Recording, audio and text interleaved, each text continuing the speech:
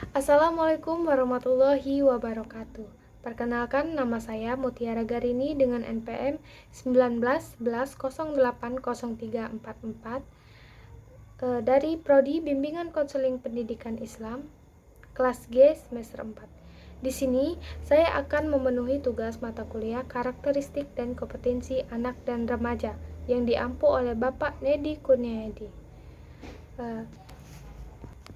Dengan materi moral dan spiritual anak dan remaja. Jadi materi ini dibagi menjadi dua. Berhubung nomor absen saya genap, jadi saya mendapatkan materi tentang spiritual. Baiklah, berikut pembahasan tentang materi spiritual anak dan remaja.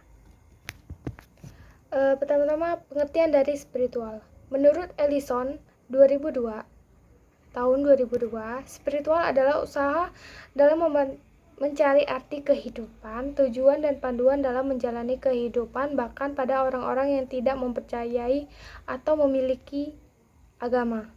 Mempercayai Tuhan, memiliki agama. Setelah itu, menurut Ashiryani tahun 2000, spiritual adalah keyakinan dalam hubungan dengan Sang Pencipta. Namun, dalam kamus psikologi, spirit atau spiritual adalah suatu zat atau makhluk atau imaterial, biasa bersifat ketuhanan menurut aslinya, dan diberi sifat dari banyak ciri karakteristik manusia, kekuatan, tenaga, semangat, kualitas energi, moral, dan motivasi. Ada dua tahap perkembangan spiritual berikut. Yang pertama, karakteristik perkembangan spiritual anak di sekolah. Tahap Mythic Literal Faith yang dimulai usia 7-11 tahun. Menurut Flower berpendapat bahwa pada tahap ini semua dengan tahap perkembangan kognitifnya, anak mulai berpikir secara logis dan mengatur dunia dengan kategori-kategori baru. Tahap ini, anak secara sistematis mulai mengambil makna dan tradisi masyarakatnya, dan secara khusus menemukan koherensi serta makna pada bentuk-bentuk naratif. Pada tahap ini, gagasan-gagasan keagamaan dan bersifat abstrak dan yang terjadinya dipahami secara konkret. Seperti Tuhan itu satu, Tuhan ada di mana-mana, mulai dapat dipahami secara abstrak. Jadi maksud dari tahap perkembangan spiritual anak di sekolah ini, anak-anak berusia 7-11 tahun itu mulai berkembang secara kognitif. Maksudnya berkembang secara kognitif itu dia mulai berpikir secara logis dan mulai memahami arti-arti dari tradisi masyarakatnya tertentu. Kayak dia mulai menyesuaikan diri, mulai mengerti apa itu agama, apa itu kepercayaannya, dan ya, secara tidak langsung mereka telah menemukan makna secara naratif atau ya, mulai membentuk-bentuk gagasan keagamaan yang bersifat abstrak. Yang kedua itu karakteristik perkembangan spiritual remaja. Dibanding dengan masa awal anak-anak, misalnya keyakinan agama, remaja telah mengalami perkembangan yang cukup berarti.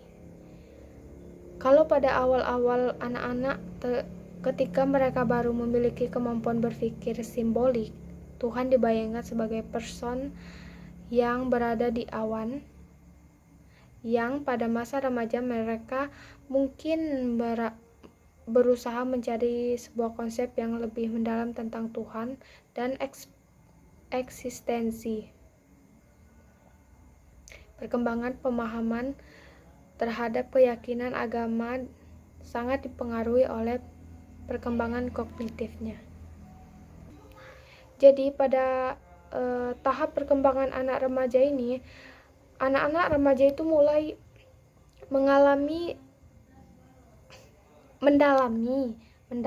tahap perkembangan keagamaan, mendalami ilmu keagamaan yang lebih mendalam. Jadi mereka mengalami perkembangan yang cukup berarti di dalam lingkaran keagamaan tersebut.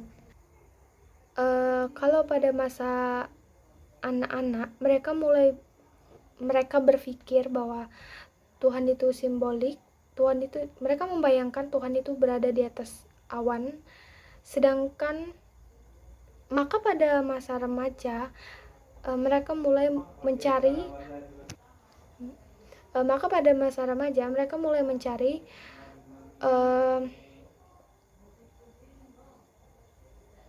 konsep yang lebih